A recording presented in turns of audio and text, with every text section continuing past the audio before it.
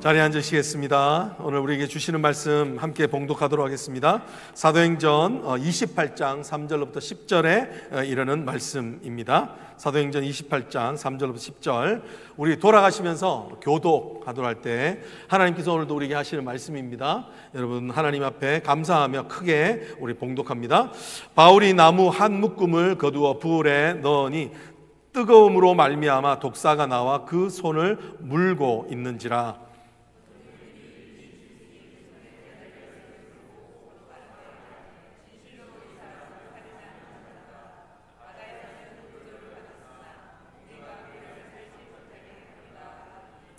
바울이 그 짐승을 불에 떨어뜨림에 조금도 상함이 없더라.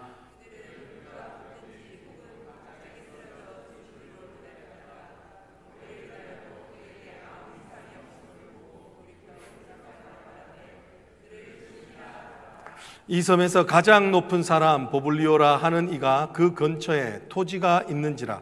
그가 우리를 영접하여 사울이나 친절히 머물게 하더니 열병이 이질에 걸려 누워있거늘 바울이 들어가서 기도하고 그에게 안수하여 낫게 하며 이러므로 섬 가운데 다른 병든 사람들이 와서 고침을 받고 합동합니다. 후한 예로 우리를 대접하고 떠날 때에 우리 쓸 것을 배에 실었더라. 하나님의 말씀입니다. 아멘. 할렐루야. 해피 땡스기빙. 네, 우리 앞뒤자로 인사하시겠습니다. 해피 땡스기빙 한번 인사하시겠습니다. 네, 하나님께서 오늘도 우리에게 주시는 귀한 말씀으로 우리 마음에 감사함이 넘치게 할 줄로 믿습니다. 네, 여러분, 하나님이 가장 좋아하는 과일이 뭘까요? 하나님이 가장 좋아하시는 과일. 네, 우리 일부 예배 때 우리 지혜 집사님께서 사과라고 했는데 동의가 되십니까? 네, 사과 아닙니다. 하나님이 제일 좋아하는 것은 감입니다. 감. 왜 그럴까요? 시편에 보면 주께 뭘 자꾸 사들이자 그러죠? 감 사들이세, 감 사들이세. 아직도 웃지 못하는 분이 계시는데, 하나님이 제일 좋아하는 것은 감 사들이세, 감사를 그렇게 좋아하신다는 것이죠. 여러분, 오늘 우리가 참 감사가 있다는 것은요, 우리 마음에 인생의 독이 해결될 때 사실은 가능한 일들이에요.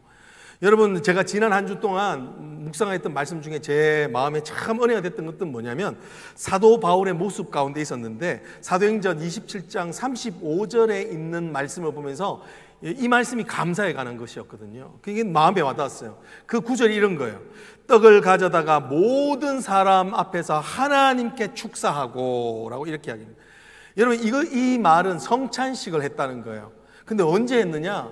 인생의 광풍으로 어둡고 어두울 때, 소망이 없는 것 같을 때 그는 이 성찬식을 한 거예요. 근데 이 성찬식의 내용이 뭐냐면요, 하나님께 축사, 하나님을 축복하고 bless your name, 그리고 감사, 하나님께 감사했다는 거예요. 하나님 앞에 그 어두울 때도 감사하는 인생이 되는 것이죠. 여러분, 감사를 그렇게 놓고 보면 참 감사는 환경에서 주어지는 것이 절대 아니라는 거예요. 우리 안에 하나님과 우리가 만나는 그 우리 마음의 내면의 상태가 하나님 앞에 쏟아놓게 하는 것이 바로 이게 감사라는 것을 이야기합니다. 그러니까 그 사도 바울의 이런 감사가 어디에서 왔는가? 사실은 복음이라고 하는 열정에 사로잡혔기 때문에 그런 것입니다. 여러분, 사랑하는 축복합니다. 여러분의 인생이 하나님의 복음에 사로잡히기를 주의 이름으로 축복합니다. 아멘. 그것이 우리의 인생을 이끌고 간다는 거예요. Passion drive us. 이게 하나님이 하시는 말씀인 것이죠. 여러분, 우리가 세상에서 가장 슬픈 인생 있다고 하면요, 어떤 인생인가 하냐면 대충 사는 인생이에요. 대충 사는 인생. 여러분, 먹고 자고 놀고 일하는데요, 소위 말해서 에너지가 없어요. 여러분, 인생이 왜 이렇게 에너지가 없고 힘이 없는가? 그것은요, 인생을 조금만 잘 보면 뭐냐, 목적이 없는 거예요. 목적이 없는 인생은 자신을 태울 일이 없는 거예요. 그래서 어떤 시가 그러잖아요. 너 연탄재 함부로 차지 마라. 너는 누군가를 위해서 연탄재처럼 한번 이렇게 너 몸을 불살라 본 적이 있느냐? 이 열정이 없는 인생. 여러분, 열정이 없는 인생은 목적이 없기 때문에 그래요. 비전이 없으면 열정이 없습니다. 열정이 없으면요, 자기도 지치고 남도 힘을 빠지게 하는 인생밖에 안 돼요. 예. 여러분, 근데 예수를 믿는 자들은 바로 이것이 달라진다는 거예요. 예수 믿으면 꿈이 생깁니다. 예수를 진짜 우리의 복음 가운데 믿게 되면 어떤 일이 생기는가? 우리 마음 가운데는 영혼 구원이라고 하는 사명이 불타게 됩니다. 이건 너무나도 반드시 일어나는 일들이라는 거예요. 여러분, 사람을 살리고 싶은 욕구가 내 삶의 영원한 꿈이 되고 목적이 되는 인생, 이것이 바로 사도행전에서 하는 말이에요. 여러분, 사도행전은 다른 말로 하면 무슨 행전이다? 성령 행전이다. 성령께서 이끌어가는 인생이다 라는 뜻이에요. 성령께서 이끌어가는 인생은 어떤 인생인가? 불 가운데 지나가기도, 물 가운데 지나가기도 하지만 그것을 이기는 인생. 왜? 하나님의 영혼 구원이라고 하는 이 목적에 사로잡힌 자들이 어떻게 고난을 이기게 하는 것을 보여주는 것이 바로 사도행전이에요. 하나님 앞에 사로잡힌 인생, the person driven by the Holy Spirit. 하나님의 인생에 사로잡힌 자들은 이 목적이 뚜렷해지는 일들을 만난다. 여러분, 사도 바울의 삶이 그런 거예요. 사도 바울의 삶은요, 이야기의 전체 구성적인 보면 어딜 가더라도 박해를 받았습니다. 사람들에게 매맞기도 하고, 그럼에도 불구하고 그는 한 가지만 합니다. 한 가지. 그것은 바로 예수 그리스도의 부활을 선포하는 복음을 전하게 됩니다. 십자가의 능력을 전하게 되는 것을 우리는 계속 볼 수 있어요. 여러분, 그런 인생, 이렇게 목적에 사로잡힌 인생은 어떤 인생인가? 지금 유라굴로라고 하는 이 어려운 상황, 그래서 배가 반파돼요. 뒤에 있는 고물이 완전히 떨어져 버리는 그런 상황. 그것 때문에 추위에 고생하고 그 이후로도 사람들에게 협박당하는 상황에 있지만 그는 오히려 뭘 한다? 그 가운데서 하나님께 축사하는 인생, 하나님께 감사하는 인생이 된다라는 것입니다. 여러분, 그렇습니다. 하나님, 오늘 이 본문은요, 하나님의 목적에 이끌린 삶이 어떤 모습인지를 보여줍니다. 오늘 이 본문은 한마디로 말하면 독사에 물린 얘기입니다. 폭풍으로 말미암아, 유라굴로 광풍으로 말미암아 한 섬에 도착합니다. 여러분, 인생은요, 어디를 갈지 몰라요. 그러다 한 성에 도착을 하게 되는 거예요. 거기서 하나님이 인도하심을 받고 거기에 와 있는데, 거기서 이쯤 되면 이야기가 좋게 흘러갈 것 같은데 거기서 또 독사에 물렸어요. 예, 맹독의 독사에 물렸다는 것을 이야기를 하고 있습니다. 여러분, 오늘 근데 그의 이 맹독에 물리게 되면 어떻게 되냐면 이 죽어야 되는데 죽지 않는 거예요. 하나님 앞에 목적에 이끌리는 삶은 어떤 일이 생기는가? 오늘 이 주님께서 마가복음 16장에 분명히 말씀하십니다. 너희가 아무 독을 먹어도 해를 당치 않을 것이다. 한번 따라, 아무 독을 먹어도 해를 당치 않는 인생. 예, 그런 인생으로 하나님께서 분명히 인도하신다라고 이렇게 이야기하는 겁니다. 여러분, 근데 우리가 독사에 물릴 일이 뭐 몇 번 있겠어요, 그죠? 여러분, 물리 보신 적 있나요? 없으시죠? once in a blue moon, 뭐 인생에 한 번 일어날까 말까 아니에요. 근데 우리가 사실은 많이 물립니다. 인생의 인생 독사들한테 많이 물려요. 우리가 살다가 보면 우리 주위에 독사들이 많아요. 깨닫고 있든 못 깨닫든지 간에 우리를 물게 하는 인생 독사들이 많아요. 여러분, 인간관계에서 상처의 맹독을 당하기도 하고, 인간들한테 배신의 맹독에 물리기도 하고요. 그죠? 사업 실패라고는 좌절의 맹독에 물리기도 하고, 실업이라고 하는 맹독에 물리기도 하고, 우울증이라고 하는 두려움의 맹독에 우리의 인생은 어쩔 수 없이 물리기도 하는 사건들이 있다는 거예요. 그런데 오늘 이 복음은 무엇을 말하나? 우리 안에 그죠? 조금도 상함이 없는 인생을 허락하신다는 거예요. 어떤 인생요? 복음이 우리 삶의 해독제가 되어서 그 독들이 우리의 삶을 망가지지 않게 하는 그 은혜가 우리 삶 가운데 넘치게 하신다는 것입니다. 할렐루야. 여러분, 이것이 우리에게 준비되어져 있고 확정되어 있고 개런티되어 있다고 이야기를 합니다. 그래서 저는 오늘 이 본문에 실제적으로 맹독의 독사에 물려가지고 고통당했다는 이야기가 없고, 오히려 이 맹독 때문에 진짜 우리 인생 가운데 겪게 되는 독사, 맹독들이 어떤 건지를 함께 나누면서 어떻게 이겨나가는지, 왜 조금도 상함이 없는 인생이 되는지 함께 나누려고 그래요. 그래서 저는 오늘 세 가지로 지난번과 같이 조금 더 좀 쉽게 딱 적용할 수 있는, 적용 중심적으로 나누려고, 세 가지 포인트를 함께 나누려고 합니다. 첫 번째는 뭐냐면 나의 과거를 볼 때 상함이 없게 됩니다. 상함이 없었더라. 전혀 상함이 없었더라. 내가 내 과거를 돌이켜 볼 때, 내 과거에 정말 내가 죄인이었음에도 불구하고 나에게 베풀어 주셨던 하나님의 은혜를 기억할 때 우리는요, 정말 인생 가운데 겪게 된 특별히 어려운 억울함이라고 하는 이 독을 이길 수 있다는 거예요. 두 번째는 무엇이냐면, 하나님의 뜻과 목적에 집중할 때 우리는 인생의 독을 면할 수 있다. 상함이 없는 인생이 된다는 거예요. 세 번째는 다른 사람의 아픔을 보려고 하는 것. 이 하나님의 긍휼을 설명하고 싶은데요. 다른 사람의 아픔을 보려고 할 때 우리는 인생에서 또 우리를 해칠 수 있는 맹독에서 구원될 수 있다는 것입니다. 그래서 오늘 이거를요, 여러분들 한번 이 세 가지를 적어 가셔서 한번 오늘 한 주 동안 적용해 보십시오. 그러니까 여전히 오늘 우리가 맹독들을 겪게 되는데 그때 여러분들이 정말 이 독을 벗어나 감사할 수 있는 은혜가 있을 줄로 믿습니다. 첫 번째는 무엇인가요? 나의 과거를 돌아볼 때 상함이 없습니다. 맹독을 피해갈 수 있다는 것입니다. 우리 3절하고 4절 말씀 같이 한번 읽어볼까요? 3절 4절 말씀입니다. 같이 한번 읽어 시작. 바울이 나무 한 묶음을 거두어 불에 넣으니 뜨거움으로 말미암아 독사가 나와 그 손을 물고 있는지라. 원주민들이 이 짐승이 그 손에 매달려 있음을 보고 서로 말하되 진실로 이 사람은 살인한 자로다. 바다에서는 구조를 받았으나 공의가 그를 살지 못하게 함이로다 하더라 라고 이렇게 이야기합니다. 독사가 물었다는 거예요. 여러분, 사도 바울이 지금 유라굴로 광풍 때에 많은 사람들을 구해냈어요. 하나님 주시는 예언의 말씀대로 되게 그들을 구원했습니다. 그런데 여기 와서도 지금 멜리데 섬에서 추우니까 장작불을 하는 일을 섬기고 있는 거예요. 많은 사람을 섬기려고 불을 하는데 갑자기 맹독의 독사가 나왔다는 거예요. 여러분, 여기서 이 맹독의 독사라고 하는 이 단어는 어디서 써 있냐면 세례 요한이 했던 말하고 똑같은 단어입니다. 세례 요한이 광야에서 뭐를 전파합니까? 독사의 자식들아 회개하라 라고 말하죠. 그 독사라는 거예요. 그러니까 이 말은 단순히 어떤 독이 없는 뱀이 아니라 진짜 뱀이었다라고 이 말을 하기 위해서 똑같은 단어를 쓰는 겁니다. 또 뿐만 아니라 여기 보면은요, 재밌게 표현하고 있는데 독사가 그 손을 물고 계속 매달려 있었다라고 이렇게 이야기를 하죠. 여러분, 이것은요 단순하게 어떤 슬쩍 지나가면서 물었다 이게 아니에요. 꽉 물었다는 뜻이에요. 여러분, 우리 인생도 꽉 물리는 경우가 있어요. 내 마음이 도저히 헤어나지 못할 때 내 심장이 붓고 눈이 분간이 안 되고 할 만큼 정신이 혼미할 만큼 그렇게 꽉 물리는 때가 있다는 거예요. 근데 여러분, 오늘 여기서 본문 아까 말씀드렸던 것처럼 이 맹독이 얼마나 퍼졌냐를 관심 있지 않아요. 오히려 그것보다 주위에 일어난 진짜 독에 관심이 있습니다.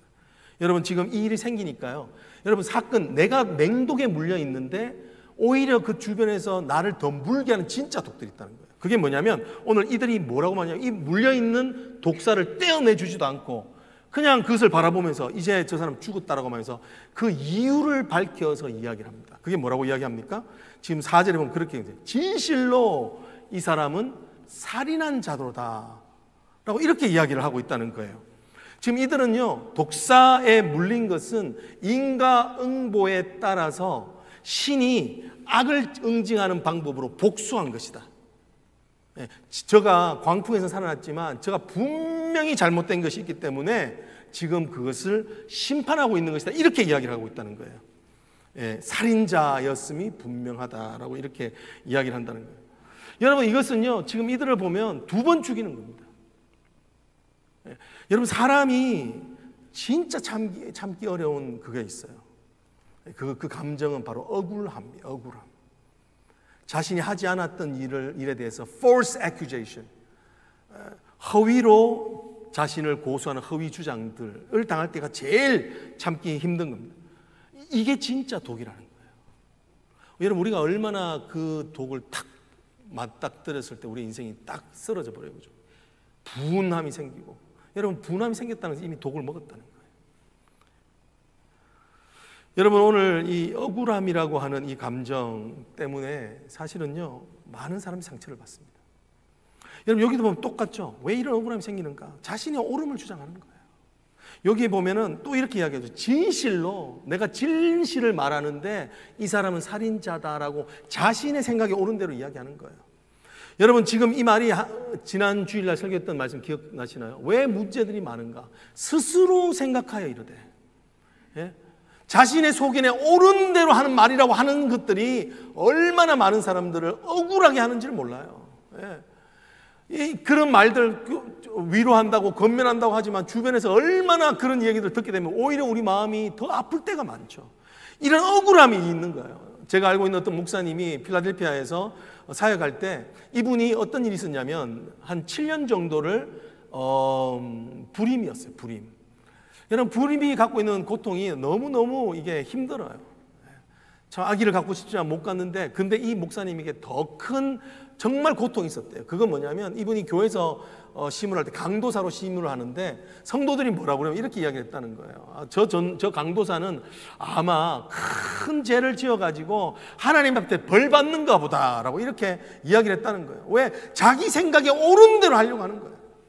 여러분, 그게 이 목사님 마음에 더 큰 상처, 2번 죽이는 것 같은 거예요. 그 고통 자체도 또 힘든데 2차 피해, 3차 피해를 계속 내고 있는 그런 것을 보게 되는 거예요. 여러분, 다시 한 번 더, 여러분, 우리 인생에 이런 독이 어디서 나오는가? 옳은 데서 나오는 거 알아야 됩니다. 내 인생의 독이 어디서 나온다고요? 내가 옳다고 생각하는 것을 주장하는데 거기서 독이 나와요. 그게 다른 사람을 죽인다는 거예요. 여러분, 그러면 해석을 잘해야 돼요. 여러분, 그 사람들의 아픔을 볼 때 그 사람들의 아픔에 대해서 뭐 저 사람이 죄에 있다 이렇게 하기보다, 여러분, 하나님께서 오늘 분명히 말씀해 주시는 해석의 기준은 뭐냐면 이 일은 하나님의 구원 역사를 이루기 위한 일로 해석해야 된다는 거예요. 할렐루야. 한번 따라, 구속사적 해석. 하나님은 우리에게 늘 선하세요. 그렇지만 우리에게 이 독사에 물리는 일을 하세요. 안 하신다는 게 아니에요. 여러분, 교훈이 뭔가요? 크리스찬도 물린다는 거예요. 독에 물려요. 물려서 그게 힘들 때도 있어요. 하지만 독에 물리게 하신 이유가 있다는 거예요. 오늘 9절의 말씀이 그거였어요.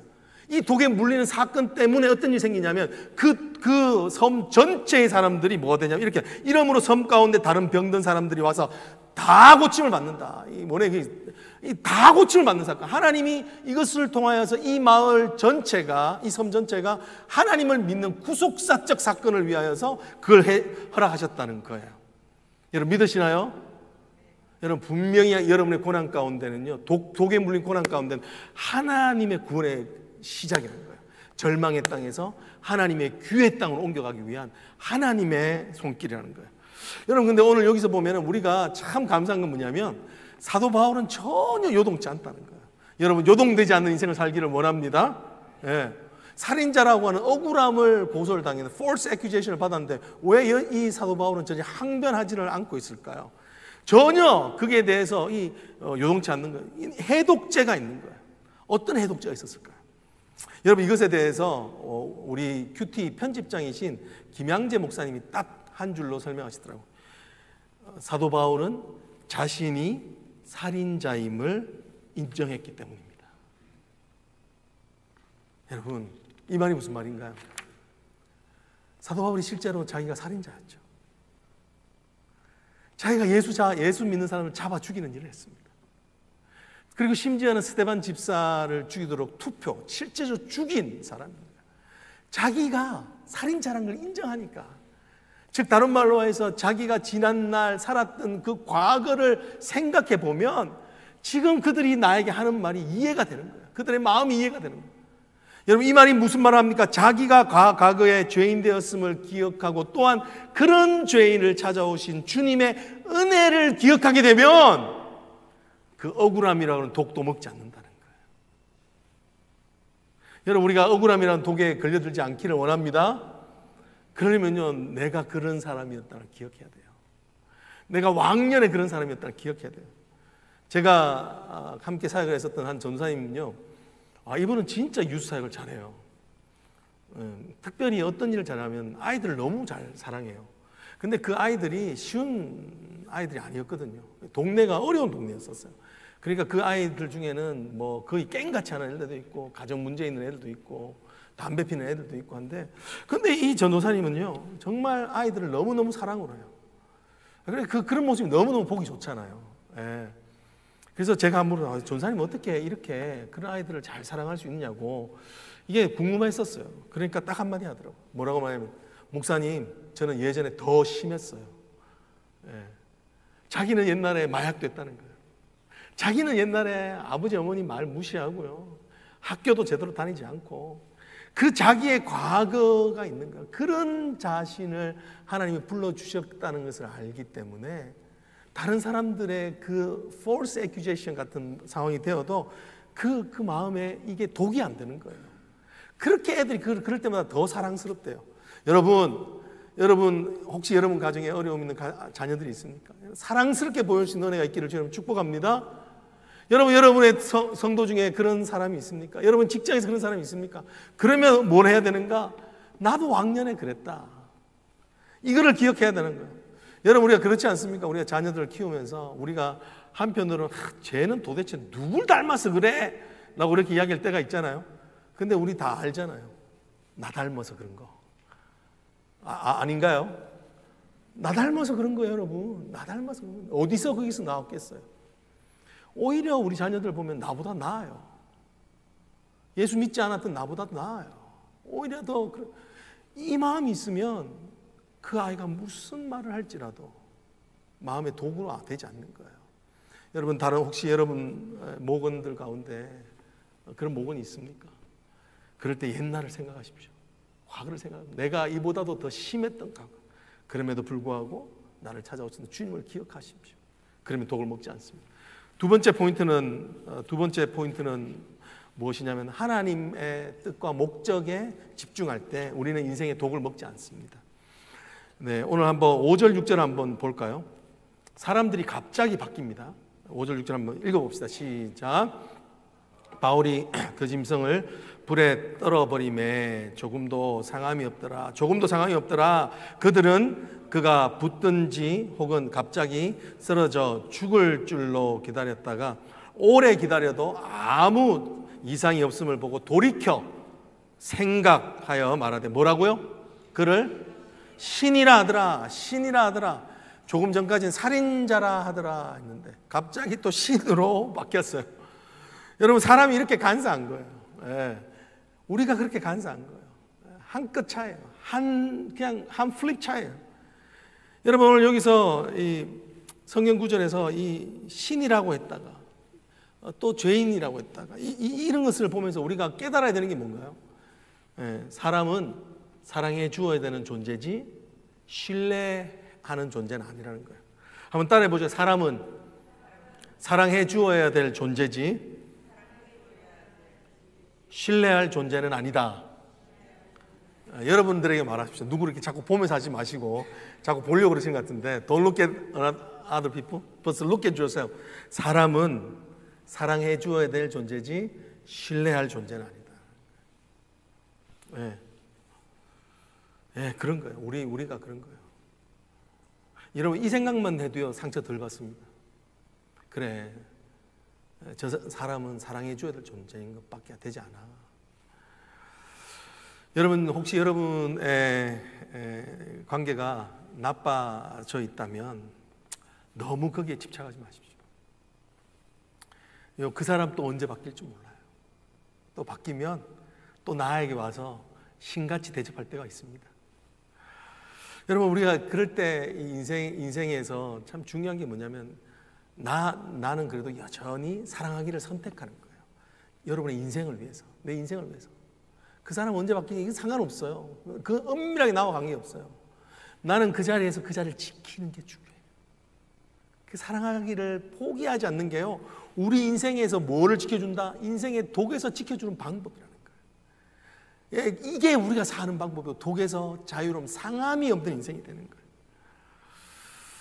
여러분, 근데 여기서 우리가 분명히 생각할 인생 독이 있습니다. 숨겨진 독이 있다는 거예요. 그것은 바로 말하면 과도한 칭찬이에요.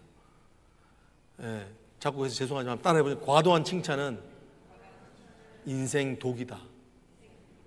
여러분, 그렇게 생각하십니까? 어떻게, 왜 그렇습니까? 과도한 칭찬은요, 우리를 신과 같이 만들게 하는 거예요. 과도한 칭찬 안에는 인정 욕구를 채워주는 것이 있어요. 자꾸 우리 마음에는 쇼업하고 싶은 마음이 많거든요. 근데 그것을 충족시켜서 우리를 어디까지 가게 하냐면 신과 같이 되는 교만의 자리에까지 인도해버려요. 근데 이게 진짜 독이에요, 독. 그런데 이걸 독인 줄 몰라요. 이 독을 마시기를 좋아하는 독이에요. 좋아하는 독이에요. 교만해지는데, 여러분, 하나님께서 누구를 대적한다고 그랬어요? 교만은 패망의 선봉이라. 하나님 교만을 대적하시는데 이 교만을요 부추기는 것을 독인 줄 모른다는 거예요, 우리가. 그러니까 이게 얼마나 저한테 적용되는 말씀이에요. 설교 잘하면은요 이게 얼마나 기쁜지 막 그래요. 사실은 이때는 언제다? 회개해야 할 때인 거예요. 회개할 때. 여러분, 이게 왜 과도한 칭찬이 독이냐면, 여러분, 사람은요 비난당할 때는 겸손해지면서 회개해요. 기도해요. 그런데 칭찬받으면요 절대로 기도하지 않습니다. 이게 이런 맹독이에요. 여러분, 이런 것들이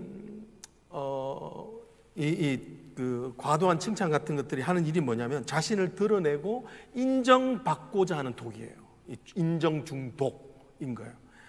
근데 이런 맹독들이 우리 신앙생활에도 있습니다. 그냥 신앙생활 하면서도 성장하지 않는 경우가 있어요. 그건 언제냐면 신앙생활을 통해서 자꾸 하나님의 영광을 추구하는 게 아니라, 하나님을 드러내려고 하는 게 아니라 자꾸 자신을 드러내려고 해요. 여러분, 사람들은 인정받는 것, 칭찬받는 것을 먹고 살아요. 그게 필요 없다는 말이 아니에요. 근데 이게 과도해진다는 거예요. 교만해지도록. 이런 것들이 신앙에서도 드러나는데, 신앙에서 드러나는 것 중에 하나가 뭐냐면 간증이에요. 간증. 여러분, 사람들이 교회 안에서 자신을 어떻게 칭찬합니까? 아주 교묘하게 칭찬해요. 하나님의 은혜다라고 말하면서 자신을 드러내는 도구로 간증할 때가 있어요. 여러분, 간증 들을 때 왠지 기분 나쁜 간증 들어보시지 않으셨습니까? 있다 없다? 있죠.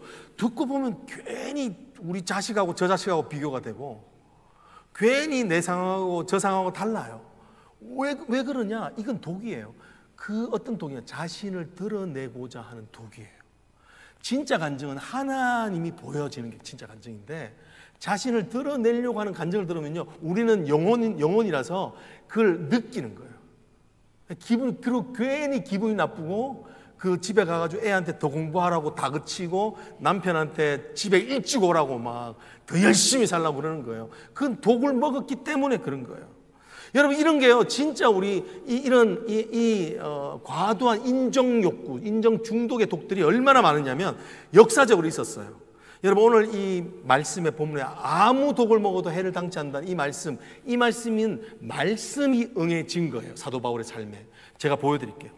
마가복음 16장 17절과 18절에 보면 오늘 말씀을 이 기적을 일으켰던 동기가 나옵니다. 제가 한번 읽어보겠습니다. 이게 예수님 하신 말씀인데 이렇게 말합니다. 믿는 자들에게는 이런 표적이 따르리니 곧 그들이 내 이름으로 귀신을 쫓아내며, 그죠? 예수님의 이름으로 귀신을 쫓아내고 새 방언을 말하며 뱀을 집어 올리며 무슨 독을 마실지라도 해를 받지 아니하며, 할렐루야. 예, 병든 사람에게 손을 얹은 즉 나으리라 하시더라. 여러분, 믿으시나요? 예. 근데 이것을 왜 해야 되냐는 거예요.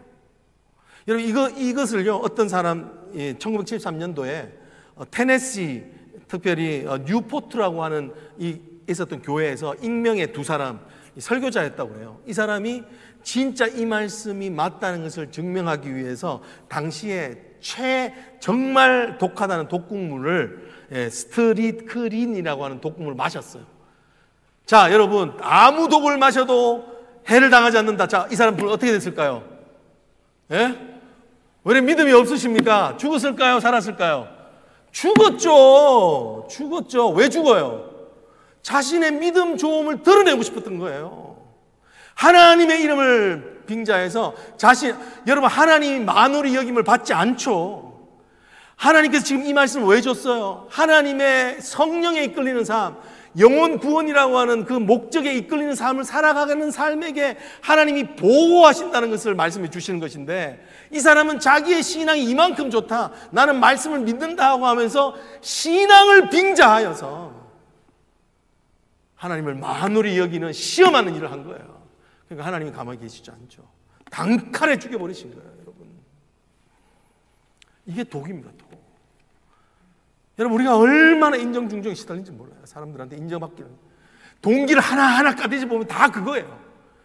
우리 사람들한테 얼마나 존경받기를 원하고, 사람들한테요 정말 나를 닮아라고 말하고 싶은 만큼 이 교만의 극치를 가는 게 인간이에요. 근데 그게 독인 줄 모른다니까요. 독인 줄 몰라요. 여러분, 여러분, 이 인정 욕구가, 인정 중독이 우리 안에 있는 줄 좀 깨달을 수 있는 은혜가 있기를 원합니다. 내가 왜 일을 하는지, 왜 섬기는지, 여러분, 그 섬김이 진짜 하나님을 드러내는 섬김이 될 수 있도록 늘 기도하고 싸워야 돼요. 여러분, 오늘 우리가 참 감사한 건 뭐냐면 사도 바울은 여기에 전혀 흔들리지 않았다는 겁니다. 할렐루야. 예, 이 모습 있죠. 여러분, 우리가 왜 사도 바울은 이렇게 흔들리지 않았을까? 이미 이 신이라고 칭함을 받는 일들이 사도행전 14장에서 벌써 겪었던 일들이에요. 그때 사도 바울이 루스드라라고 하는 지역을 갔는데 거기서 막 기적을 걷지 못하는 자가 안전뱅이던 자를 일어나 걷게 했어요. 그렇게 하니까 그때 사람들이 벌떼같이 몰려들어서 이런 이야기를 14절과 15절에 합니다. 여러분, 막 신으로 제우스며 이렇게 신으로 대접하려고 그러니까 사도 바울이 그때 이걸 이미 겪었던, 한번 읽어보겠습니다. 보십시오. 두 사도 바나바와 바울이 함께 겪었던 거예요.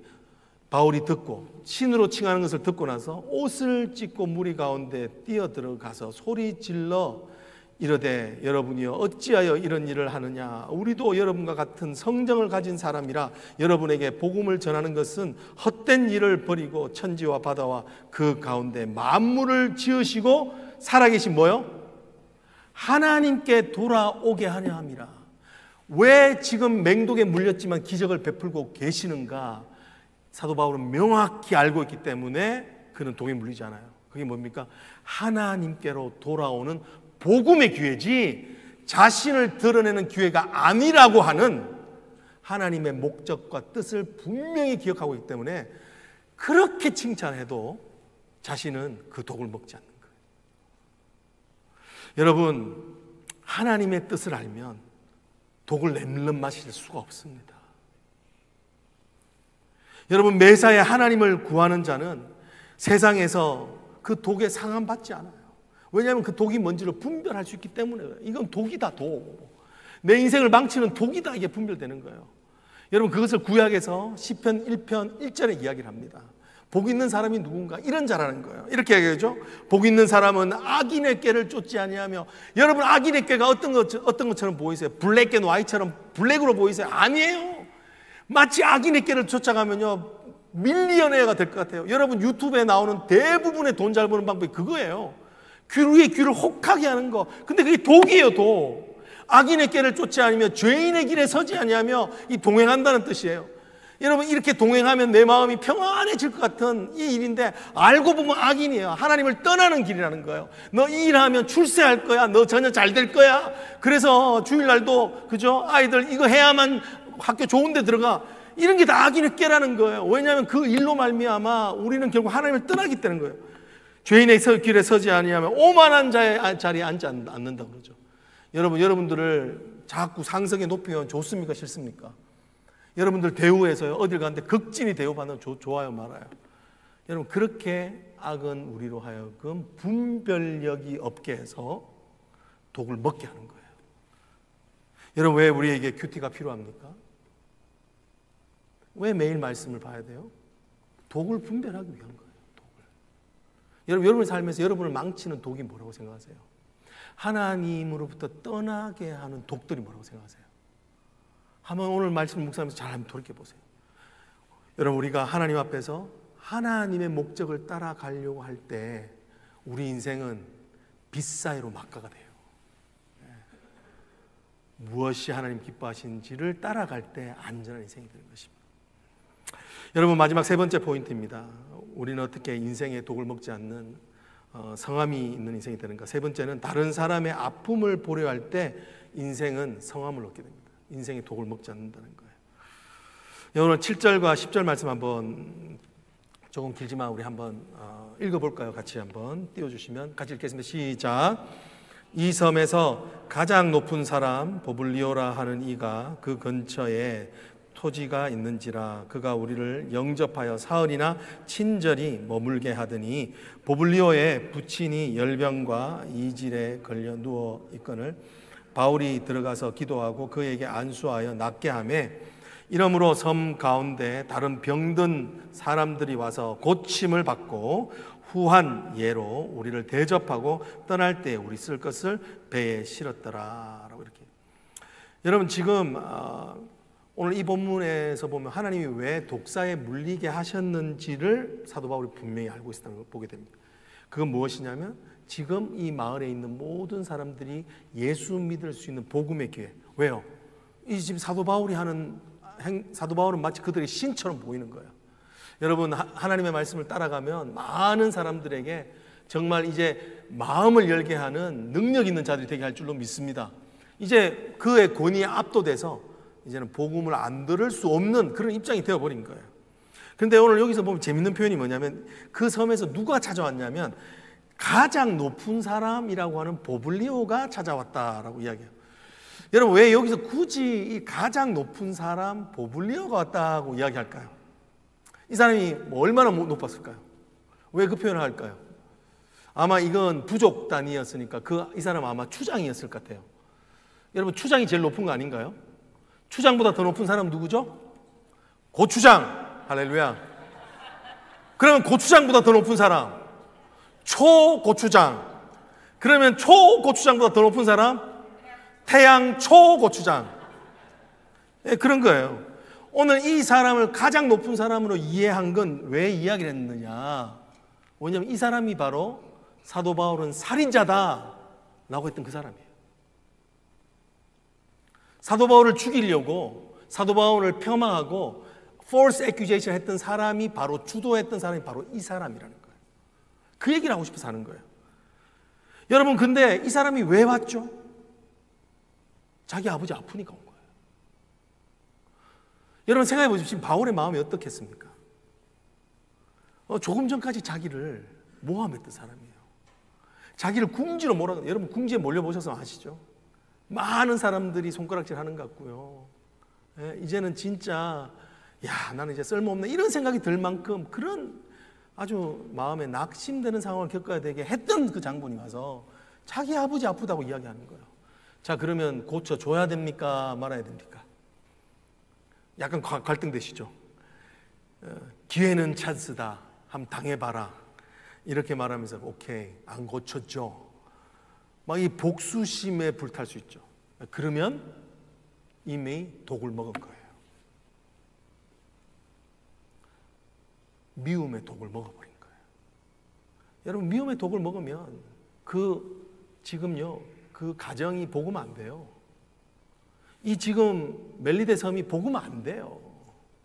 근데 사도 바울은 이 독을 안 먹어요.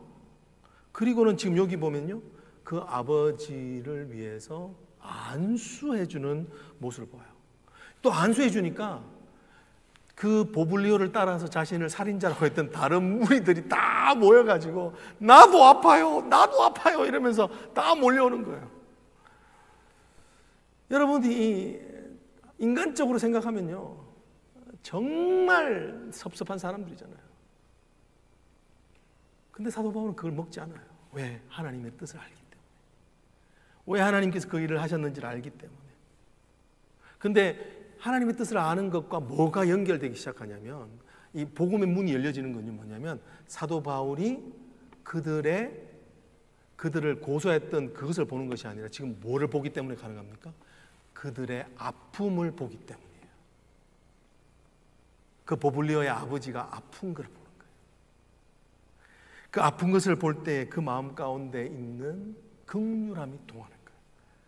여러분, 마음에 긍휼함이 생기면 우리 인생은 독에서 벗어난 겁니다. 네.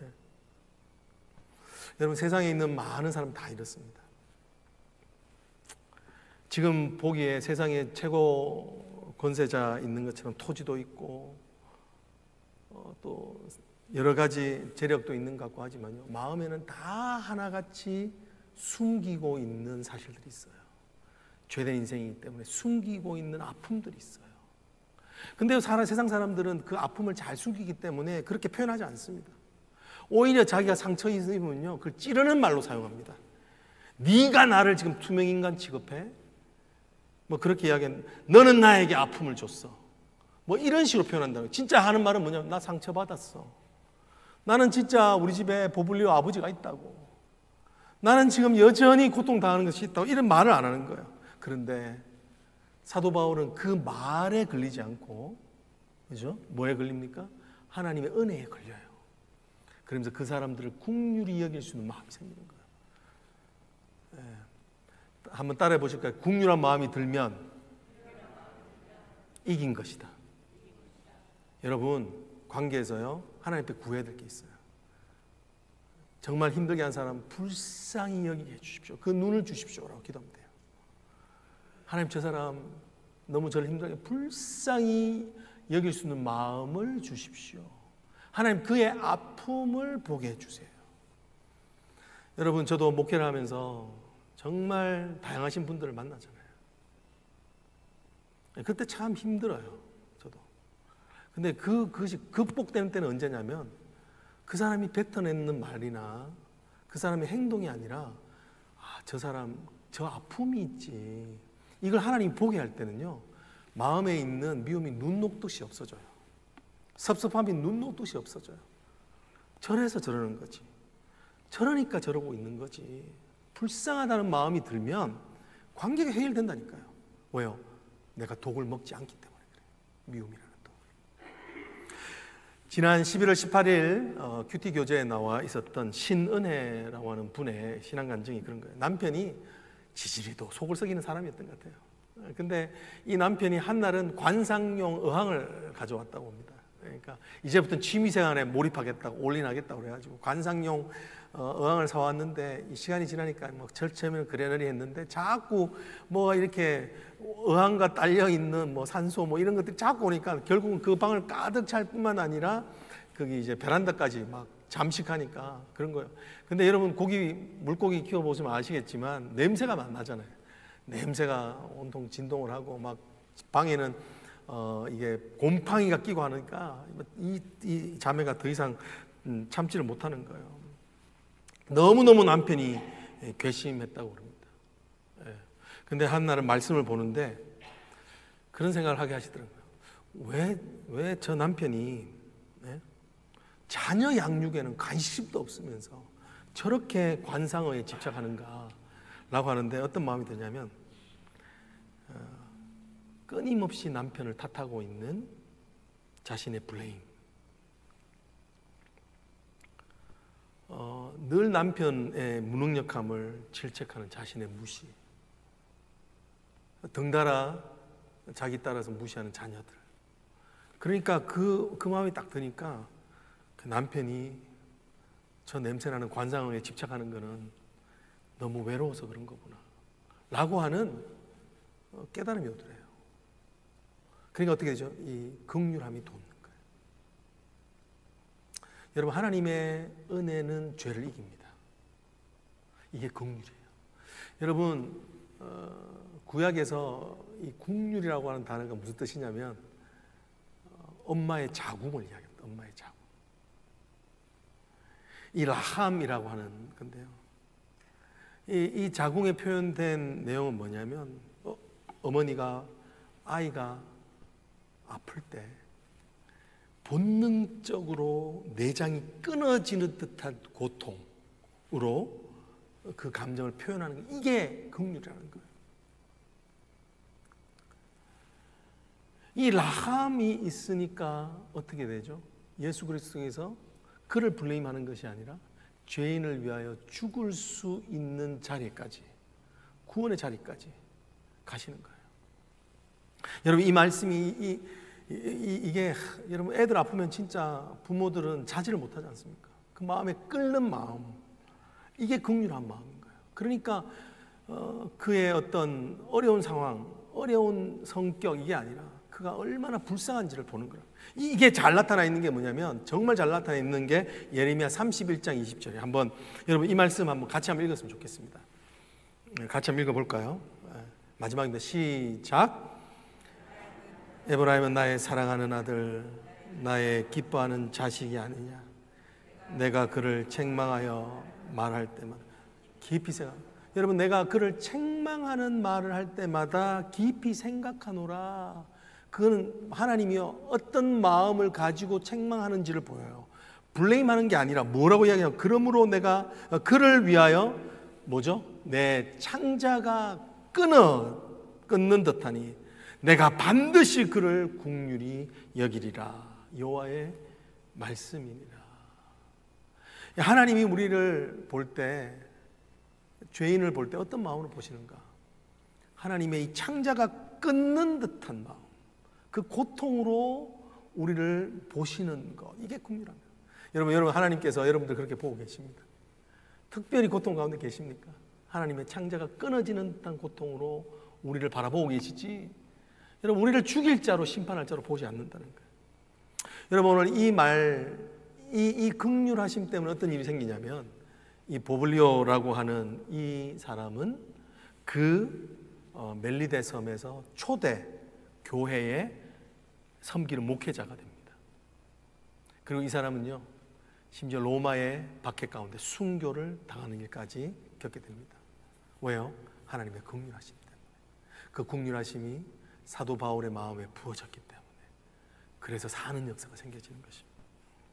여러분 한번 적용해 보십시오. 내가 정말 찾아가서 치료해 주어야 될 그 사람이 뭔가. 내가 여전히 내 생각하면서 독화살에 맞은 사람처럼 나의 아픔만 생각하면서 오히려 외로움 가운데 있는 그를 몰라줬던 사람이 누군가. 여러분 오늘 이 감사의 절기를 맞아서 여러분의 감사가 회복되어지기를 원합니다. 그것은요, 하나님의 뜻이 내 삶을 통하여서 펼쳐질 때입니다. 여러분 그 은혜가 저런 가운데 있기를 주님 축복합니다. 우리 기도하겠습니다. 사랑의 하나님, 생각해 보면 우리가 얼마나 많은 독을 먹는지 모르겠습니다. 하나님, 받는 상처야 어쩔 수 없겠지만 그 상처 때문에 생겨지는 억울함, 미움, 그리고 복수하고 싶은 마음, 하나님 그것에 쳇바퀴를 사는 인생이어서 늘 하나님 변화 없는 인생을 살았습니다. 그렇기 때문에 늘 환경이 좋으면 조금 기뻐하고, 그것도 그런 기쁨도 오래 가지 못하고, 결국은 그 쳇바퀴 인생에 빠져나오지 못하고 계속 독을 먹는 인생으로 살아왔던 것을 주님 앞에 고백합니다. 주님, 구하오니 우리의 눈을 열어 하나님 인생의 독을 보게 하여 주시옵소서. 아무 독을 먹어도 하나님 그것이 복음의 은혜로 해독되어 버려서 그 독이 우리의 인생을 망치지 않는 인생, 그래야 해서 나로 말미암아 내 자녀가 살고 진짜 사는 길을 말해줄 수 있고, 하나님 이 외로운 유라굴라의 광풍을 늘 맞는 인생 가운데서 하나님 정말 우리와 함께 동행하시는 주님을 보게 되는 은혜가 하나님 있기를 원합니다. 독을 먹지 않고 하나님 우리 가운데 역사하시는 주님을 바라보며 오늘 모든 것을 회복시키시고 하나님 구원의 길로 인도하시는 주님으로 인하여 기뻐하는 인생 되게 하여 주시옵소서. 감사를 드리며 예수님 이름으로 기도합니다. 아멘. 우리 다 같이 일어나서 우리 하나님 앞에 올 한 해를 지켜주셨던 모든 사랑과 은혜를 기억하면서 하나님 앞에 우리 같이 기도하기를 원합니다. 하나님은 너를 지키시는 자, 하나님은 너를 지키시는 자, 너의 우편에 그늘 대시니 낮의 해와 밤의 달도 너를 맺지 못하리. 다시 한번 합니다. 하나님은 너를 지키시니 너의 환난을 명쾌하시니 그가 너를 지키시리라. 믿음으로 선포합니다. 너의 주님을 지키시리라. 눈을 들어 산을 보아라.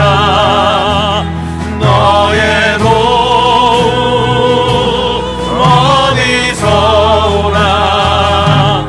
천지 지으신 너를 만드신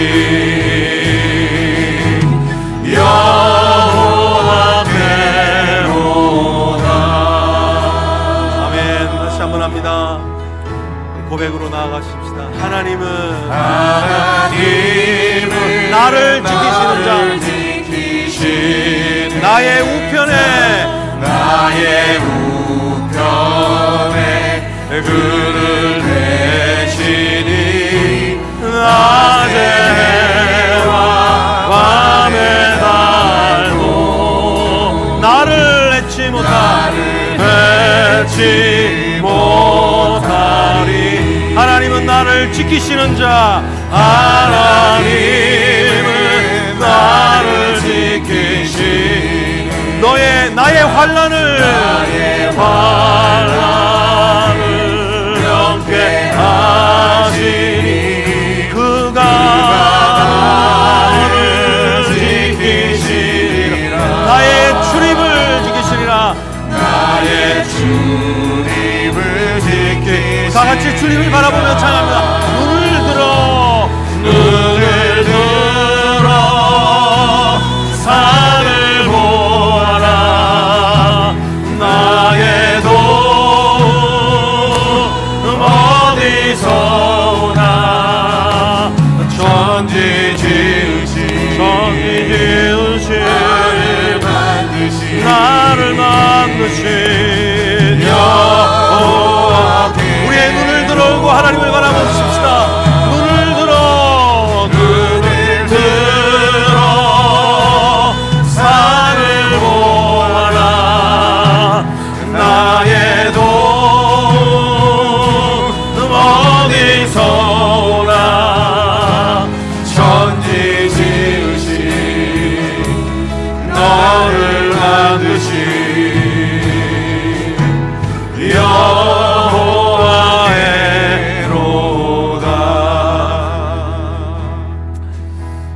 여러분, 여기 보면 낮의 해와 밤의 달이 너를 해친다고 그래요. 이게 무슨 가사가 이런 게 있나 싶죠. 여러분, 광야를 가면 광야 투어를 하게 되는데 30분짜리가 있고 1시간짜리가 있고 3시간짜리가 있고 6시간짜리가 있다고 그래요. 근데요, 광야에 물이 몇 병이 있어도요, 그 뜨거운 햇볕 아래서 30분 이상을 걷는 거는 어려운 일입니다. 여러분, 우리 인생의 광야에서 여러분, 해가 우리를 죽일 수 있어요. 하나님께서 우리를 보호하시면 우리가 해의 그 열사병으로 죽어다니는, 인생의 열사병으로 죽어야 돼요. 여러분, 생각해 보십시오. 여러분이 절망했을 때 여러분 스스로 일어나시겠던가요? 여러분, 얼마나 힘을 써야지 겨우 일어나잖아요. 겨우. 여러분이 너무너무 힘든데요, 그걸 누가 알 길도 없어요. 여러분, 그게 우리 모습이에요. 여러분이 만약에 절망의 자리에서 일어났다면 하나님이 회복의 생각을 주신 겁니다. 사람을 통해서 하나님의 피스, 조각을 우리로 깨닫게 하신, 진리를 맛보게 하신 겁니다. 오늘 같이 한번 우리 기도할 때 하나님, 정말 하나님의 지키심을 고백하게 하시도록 하나님의 보호하심을 보게 해주십시오. 세상에 당연한 것 아무것도 없습니다. 하나님의 보호하심을 기억하고, 하나님, 우리가 고난을 주신 것은 우리를 독에서 보호하기는 하나님이 장치라는 것을 깨달을 수 있도록 주님 은혜 달라고 우리 주여 외치시고 한번 기도하십시다. 주여! 아버지 하나님, 우리에게 고난을 허락하신 것은 하나님, 오늘 우리가 아버지 하나님 죽어야 되는 대한민국 가운데 우리를 쓸 수 있게 하나 가장 안전한 일이기 때문에 믿습니다. 주님, 하나님 아버지, 오늘 우리가 아버지 하나님 죽을 수밖에 없는 자이고 하나님 우리의 힘으로 살아갈 수 없는 자인 것을 고백합니다. 하나님, 우리에게 하나님 은혜를 더하여 주시옵소서. 아버지 하나님, 정말 하나님이 주신 은혜가 없으면 살아갈 수 없겠사오니 아버지 하나님의 낮의 해가 우리를 심하게 괴롭게 합니다.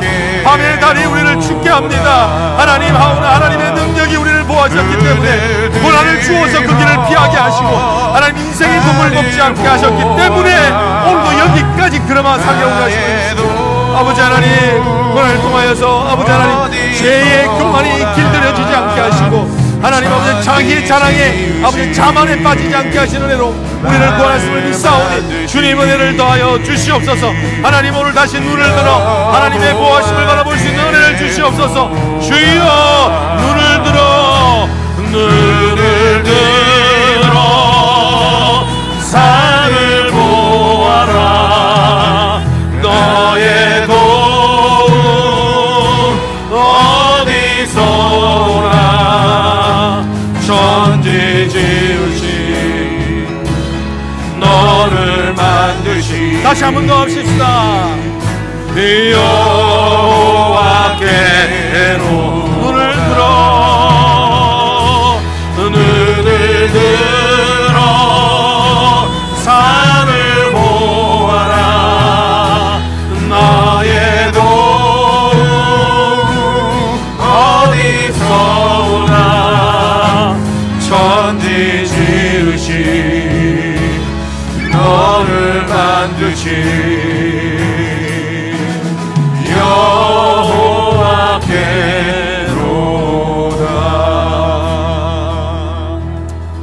하나님, 우리가 생각하는 대로 다 되었다면 우리는 벌써 영적으로 고아 같은 영적인 죽임을 당했을 것입니다. 하나님, 우리가 원하는 대로 다 이루어졌다면 오늘 이 예배 자리에 오지 않았을 것입니다. 아버지, 벌써 세상으로 잘 나가서 독인 줄도 모르고 먹고 마시며 죄를 먹고 마시는 인생으로 죽어야 되는 인생이었습니다. 하나님, 그런데 오늘 우리에게 고난을 허락하셔서 교만을 막으셨습니다. 하나님, 오늘 우리가 당하는 참 독사에 물리는 독이 있었지만 그러하기에 주님밖에 내 독을, 내 안에 있는 절망을, 내 안에 끊임없이 죽고 싶어하는 그런 하나님, 그런 자존심의 덩어리, 교만의 덩어리인 우리를 고난을 통하여서 막아주셨기 때문에 하나님, 오늘 우리가 하나님을 예배하는 자리, 진심으로 하나님께 감사할 수 있는 자리까지 오게 하셨음을 믿습니다. 하나님, 감사합니다. 고난도 감사합니다. 하나님, 오늘 눈물로 드려지는 감사가 있게 하여 주시옵소서. 참으로 우리가 이제 죄를 먹고 마시는 그 맹독을 먹지 않도록 주님 날마다 말씀 가운데 죄를 분별할 수 있는 자가 되어지기를 원합니다. 그래야 해서 정말 하나님의 뜻이 내 삶을 통하여 이루어지는 그 멋진 삶, 아버지, 세상은 우리를 조롱한다 할지라도 하나님, 그 열정에 붙잡혀서 결국은 우리의 자녀를 살리고 우리의 배우자를 살리고 우리의 하나님 아버지 가정을 살리고 우리의 교회를 살리고 우리의 이 커뮤니티를 살리는, 사람을 살리는 능력 있는 하나님의 종들로 세워지게 하여 주시옵소서.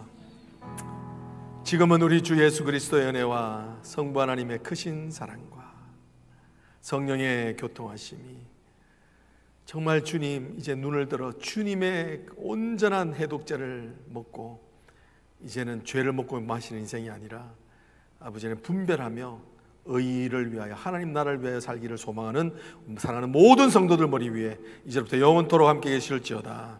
아멘.